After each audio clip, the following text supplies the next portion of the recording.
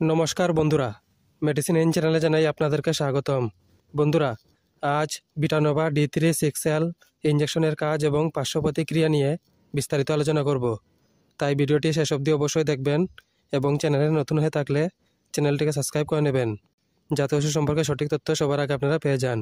বিটানোভা D3 6L injection এটি তৈরি করেছে জুভেন্টাস হেলথ কেয়ার লিমিটেড। এটি যে উপাদান দিয়ে তৈরি করা হয়েছে তা হলো কলিক্যালসিফেরল 6 লাখ প্রতি ইউনিটে। এটি 1 ml এর অ্যাম্পুলে আসে।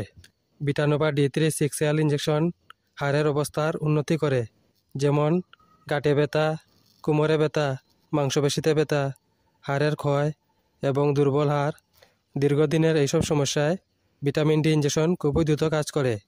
এছাড়া রোগ প্রতিরোধ ক্ষমতা বাড়াতে এবং দুর্বলতা ও ক্লান্তি থেকে মুক্তি দিতে এই ইঞ্জেকশন কাজ করে থাকে।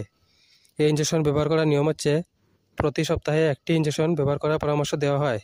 এই ইঞ্জেকশন ব্যবহারে সাধারণ কিছু পার্শ্ব প্রতিক্রিয়া দেখা দিতে পারে, তা হলো বমির ভাব বা বমি এবং মাথা ব্যথা।